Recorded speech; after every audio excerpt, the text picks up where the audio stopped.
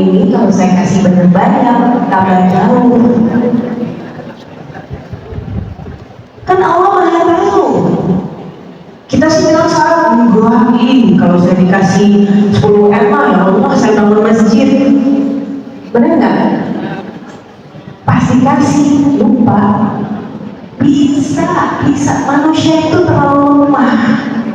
Makanya we have to have faith, yakin.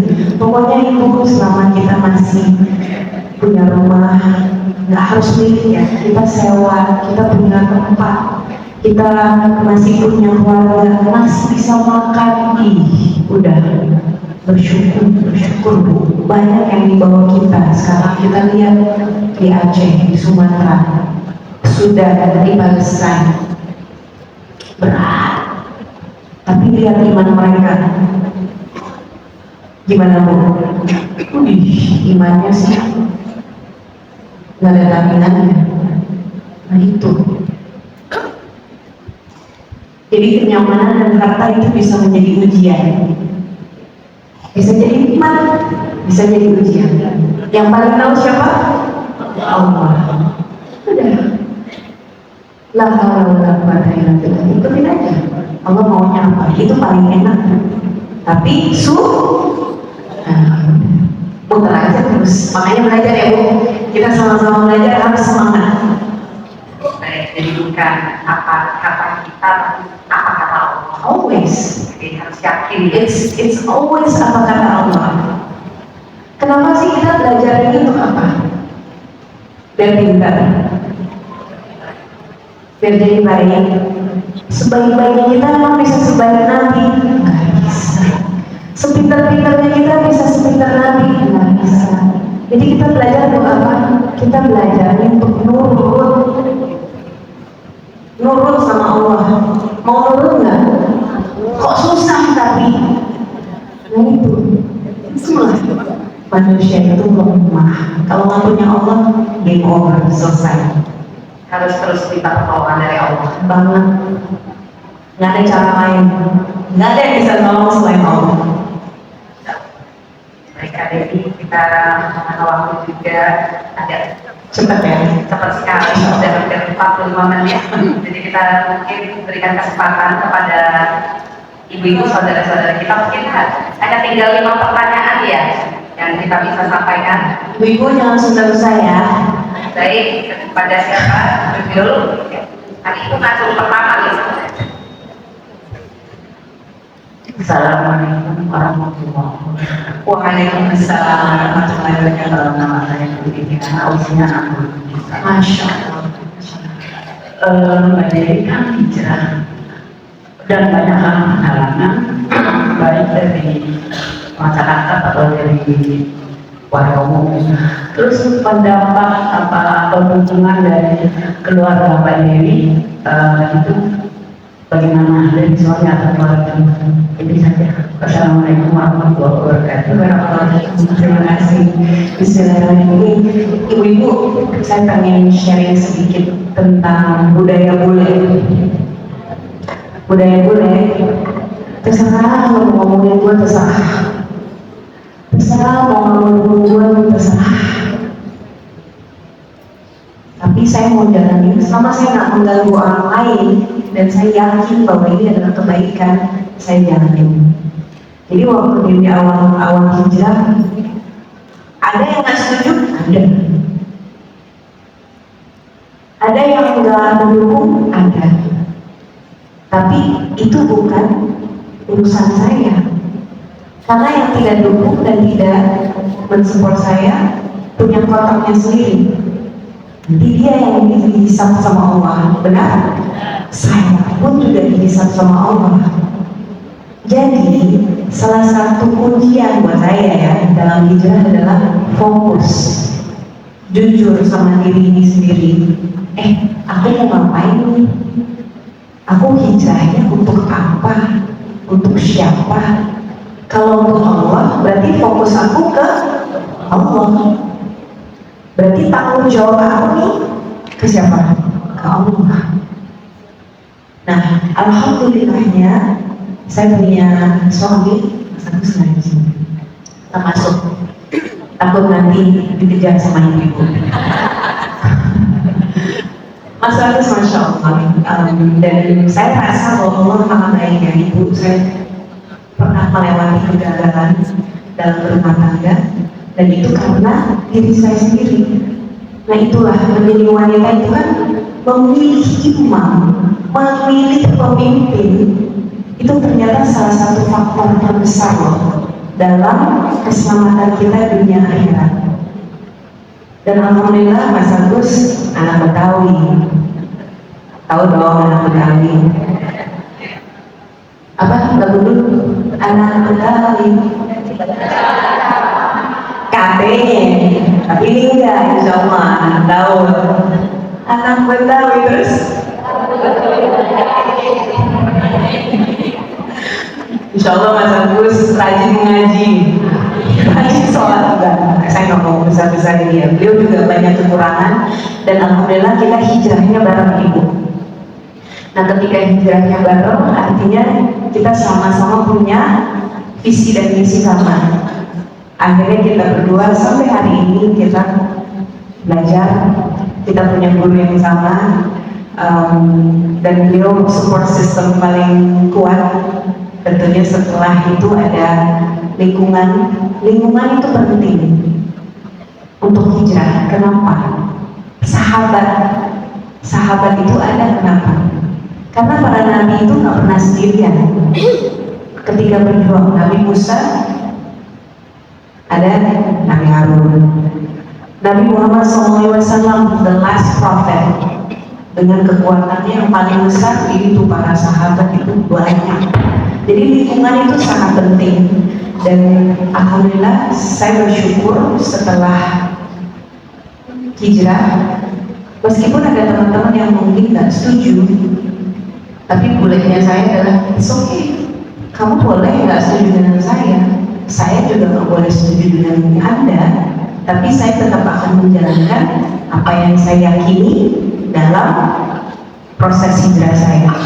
Dan sampai sekarang kita masih berteman, no issue.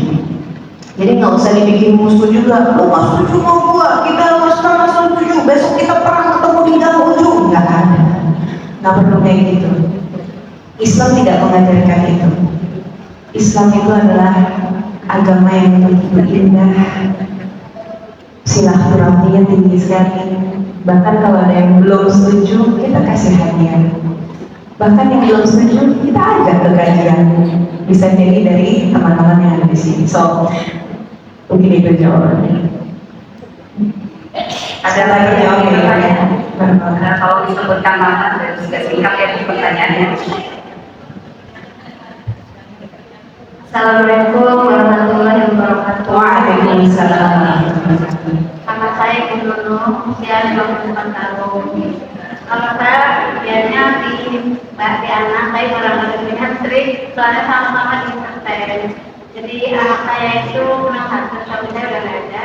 Ada penyanyi dan salah bulan cuma ada ini. Dia kerja di kafe, Mbak. Kerja di kafe itu ada minuman lagi, ada minuman, tapi dia di musiknya gitu. Dia mau keluar minumnya dan pulang tunggu kafe itunya. Tapi kalau nggak keluar itu tahu salah gitu ya. Terus yang kedua dia kenal sama perempuan tuh dari juga. Tapi kalau dinasihati isunya kayak mau diajak berantem. Jadi pertanyaannya triknya gimana mengenai pekerjaan dan juga Assalamualaikum warahmatullahi wabarakatuh.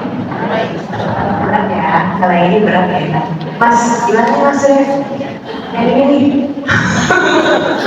Ya Allah. Bismillahirrahmanirrahim.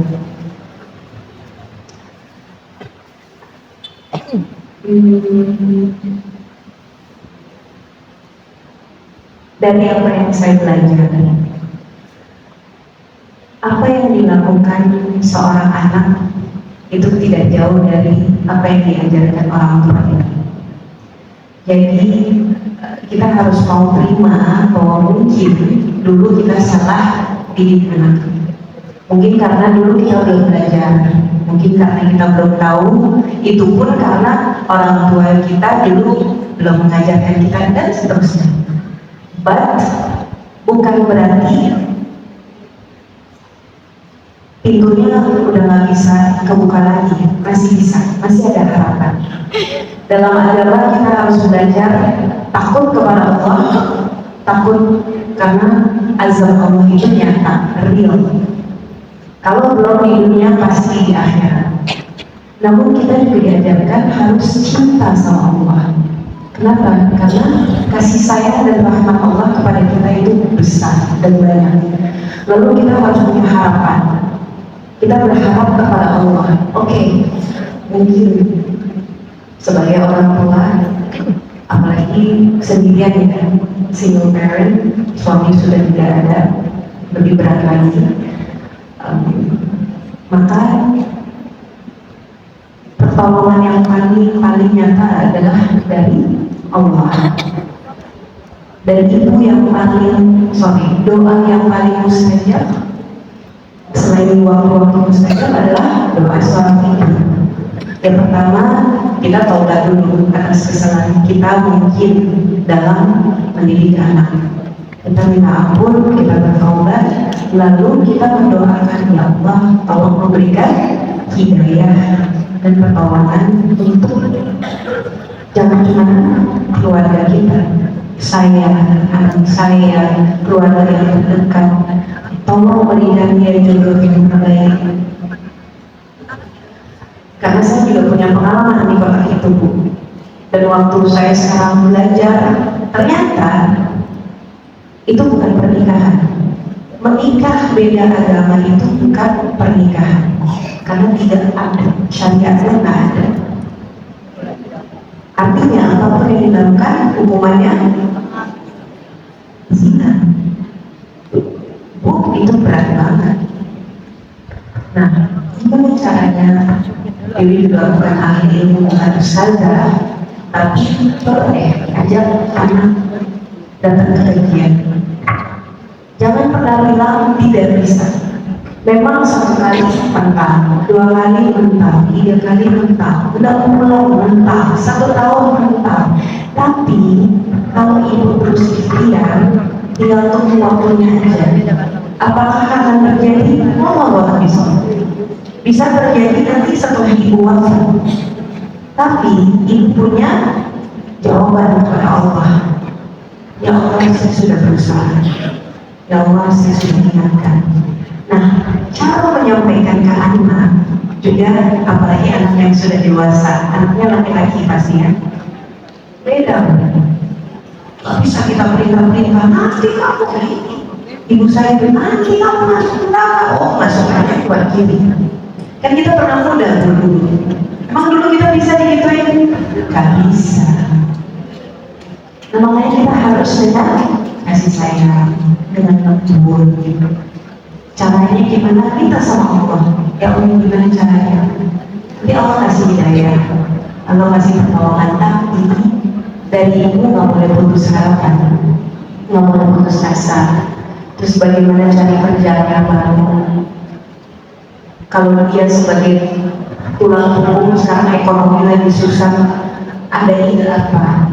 Bisa kerja sama, bisa jualan makanan, atau mungkin ada saudara yang punya lowongan. Karena kita juga ikhtiar ya untuk membantu. Jangan kita suruh berhenti kerja tapi nggak ada solusi, kan nanti bingung juga. Jadi ikhtiar gimana cari yang kondusif. Tapi semua itu butuh proses, butuh pertolongan Allah. Yang saya tahu ya, pertolongan Allah itu nyata, sangat nyata, tapi harus yakin dan frekuensinya itu harus kuat, harus connectionnya itu dibangun sehingga nanti signalnya kita dapat. Kan kadang-kadang dikasih signal tapi enggak, karena nggak sensitif kelewat. Dan ibu harus lebih halus, siapin makanan buat anaknya kalau pulang. Yang banyak hal yang sebagai orang tua tidak mudah. Saya nggak punya anak, tapi I know karena I've been there. Anak kalau dikerasin, apalagi udah besar, nggak masuk. Jadi semoga Allah memberikan pertolongan dan memudahkan semua urusan, dan semoga apa keputusan anaknya itu nanti akan kembali kepada Allah dan menjadi anak yang soleh sesuai apa yang diharapkan Ibu. Amin ya rabbal alamin. Semangat ya Ibu. Ingat, harus ada harap dan harus ada cinta kepada Allah. Bismillah. Dulu ya.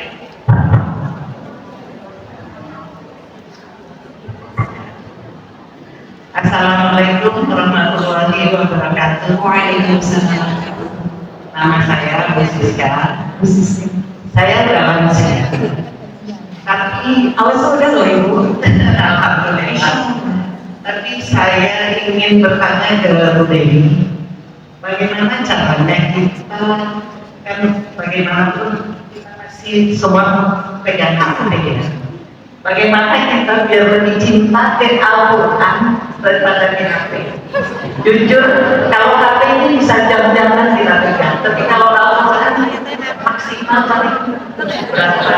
Ya, jam, setengah jam sudah rasanya capek gitu loh. Gimana caranya merubah hati itu loh, Bu Dewi. Terima kasih. Assalamualaikum warahmatullahi wabarakatuh. Waalaikumsalam. Bener banget. Ya Allah. Sampai teman saya bilang, ini setan gepeng. Iya loh, benar-benar bisa mencuri waktu kita sebanyak itu. Saya kira cuma anak muda, ternyata ibu juga ya. Ya Allah ibu. Ya inilah, ini akhir zaman, fitnah banyak. Dan salah satunya ibu harus tahu bahwa semua yang ada di sini itu by design. Itu bukan ada aja gitu aja, enggak. Semuanya udah by design, ada sistem. Dan setiap HP kita itu pasti sesuai algoritma dengan apa yang kita suka. Jadi lagi-lagi apa yang diasupkan, apa yang diberikan makanan itu hawa nafsu. Ya kan? Ibu sukanya apa yang belanja? Drakor. Mantau grup. Dipantau grupnya. Ya itu ya Bu. Emang ini pun juga PR saya. Apalagi ini alat itu bisa membuat kita hilang dari rasa bosan. Ini baru saya pelajari, bosan itu ternyata adalah sesuatu yang harus kita punya. Kenapa? Karena nanti kita akan berpikir, aku harus ngapain ya? Waktu aku itu nggak bisa sembarangan. Tapi kalau waktunya selalu diisi dengan sesuatu yang ada di HP atau gadget kita, nggak bisa bosan karena selalu terstimulasi. Bahkan ngantuk aja kadang-kadang nggak ngantuk gara-gara tiba-tiba udah jam 2, tiba-tiba udah jam 3. Nah, karena terstimulasi dengan apa yang kita suka, apa yang kita pantau, ini apa segala macam. Kuncinya adalah di kita sendiri masing-masing. Hawa nafsu kita itu nggak boleh dikasih makan, Bu. Dan cara kita masuk surga itu adalah dengan hal-hal yang hawa nafsu nggak suka. Ngaji, tahajud, zikir, itu kan bikin ngantuk semua, Bu. Benar nggak? Nah, kenapa kita ngantuk? Karena nggak pakai hati. Kenapa gadget nggak ngantuk? Pakai hati banget. Nah, itu. Berarti kan harus kita evaluasi lagi ya, ibu-ibu. Kenapa hati kita nggak ada di Al-Quran? Kenapa hati kita nggak ada ketika kita lagi sholat, nggak khusyuk? Kenapa? Ternyata saya nanya sama guru, ini pertanyaan saya juga, kenapa? Karena di luar waktu ibadah kita tidak kita isi dengan amalan-amalan. Buat saya itu gak banget, Benar juga ya, berarti saya isinya pakai apa? Hawa nafsu. Makanya ketika ketemu Al-Quran, pakainya apa? Hawa nafsu. 30 menit cukup. Aku udah capek, aku udah ngantuk. Ini adalah PR, dan yang bisa nolong lagi-lagi cuma Allah. Jadi kita harus minta, ya Allah, saya misalnya yang Bu. Ibu-ibu pernah dengar kan kalau tahajud itu adalah tidak untuk semua orang, ya kan? Tahajud itu hanya undangan Allah kepada hamba-hamba yang dipilih. Jadi kalau saya lagi nggak dapat tahajud karena ngantuk lah, karena apa, ya itu karena main gadget, ketiduran, pas banget, 5 menit lagi. Tapi pas bangun saya cuma ih, dosa, saya banyak dosa nih. Sampai saya nggak diundang sama Allah untuk tahajud, serem. Tapi kan itu setidaknya alarmnya sudah berbunyi. Sebagaimana ibu alarmnya sudah bunyi. Apalagi kita udah di umur-umur, Bu, umur kita tuh waktu cepat, Bu. Mentok-mentok, paling mentok 70, 80, 90 itu bangun aja udah susah. Bisa jadi di rumah sakit, berbaring. Disitulah kita akan minta, ya Allah, kembalikan waktuku supaya apa? Supaya aku bisa beribadah.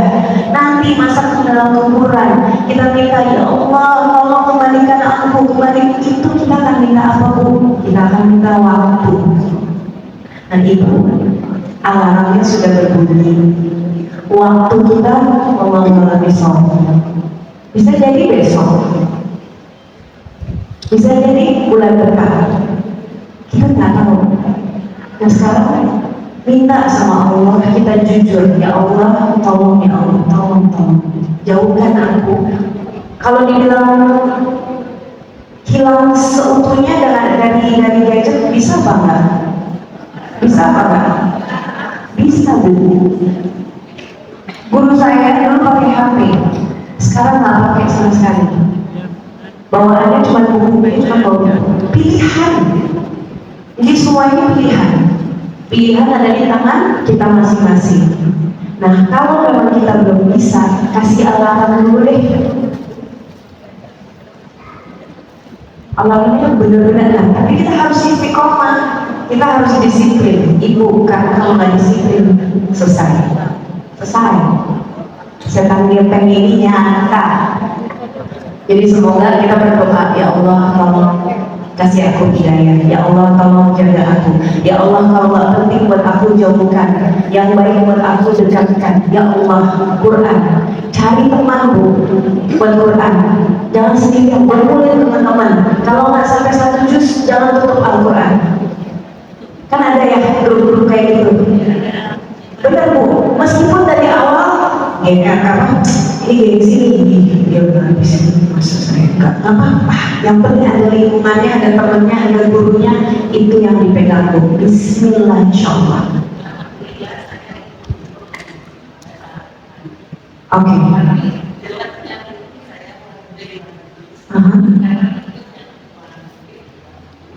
Nah, itu, Bu. When your standard is there, kita udah punya standar, jangan diturunin, Bu, dinaikin. Minimal di situ terus. Kalau bisa kan one day one juz. Kalau Ibu udah lancar banget, one day 2 juz dong, Bu. Iya kan? Nanti one day 3 juz, one day hatam, Bu. Insya Allah. Jadi kita naik level, jangan diturunin standarnya. Bismillah. Kita semua salah, Bu. Kita banyak kekurangan, tapi alhamdulillah Ibu awalnya sudah bunyi. Dan ini menjadi pelajaran buat saya juga. Bismillah. Semoga Allah tolong berkati Ibu. Oke, baik, pertanyaan selanjutnya ya, masih ada 2 pertanyaan lagi. Kita berikan kesempatan yang di belakang ya. Ini ada dari sisi kanan.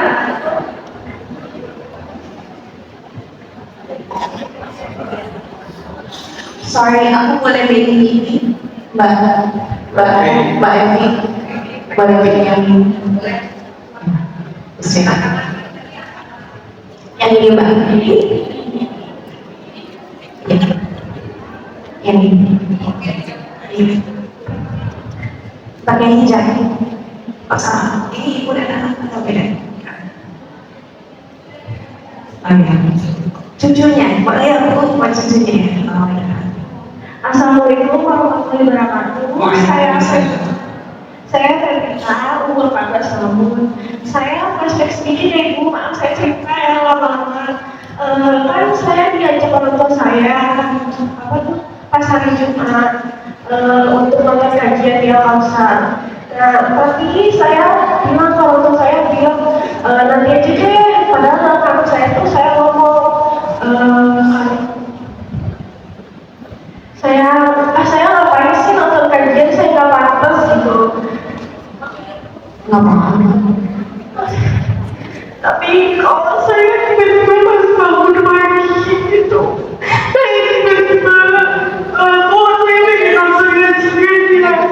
Apa ini tidak mengatakan ya Allah untuk mencintai saya buat belajar seperti ya saya mau. Soalnya saya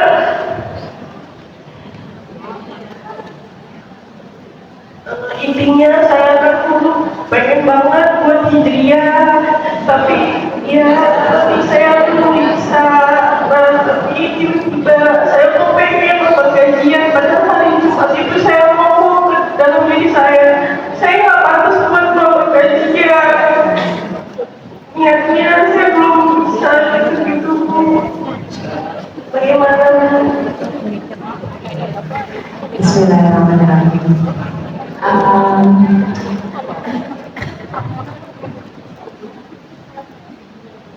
Allah memberikan kebaikan kepada hambanya. Tahu nggak caranya gimana? Allah memberikan kebaikan dengan supaya hambanya itu bisa mengerti dengan agamanya. Itu kebaikan yang tertinggi dari Allah. To make you understand about Islam. Dan banyak sekali orang-orang yang hijrah itu orang yang sudah tua, yang sudah dewasa. Tapi kalau anak muda yang hijrah itu spesial banget. Gak semuanya bisa. Artinya Allah itu lagi sayang banget nih sama kamu. Allah lagi undang. Dan kalau kamu bilang aku gak pantas, siapa di antara kita semua yang pantas? Kalau kita ngomong gak pantas, lebih pantas gak saya? Dosa-dosa saya lebih banyak kan dari kamu? Pasti lebih banyak. Saya lebih panjang umurnya kan? I'm 45 now. You are 14. Insya Allah.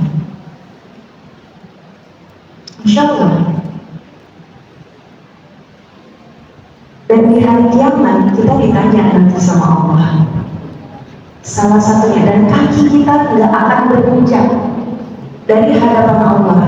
Salah satunya pertanyaan dari Allah adalah apa yang kau gunakan dengan masa mudamu?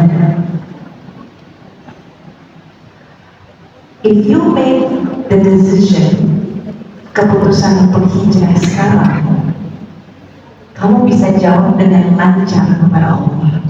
Ya Allah, masa mudaku aku habiskan untuk belajar tentang Engkau.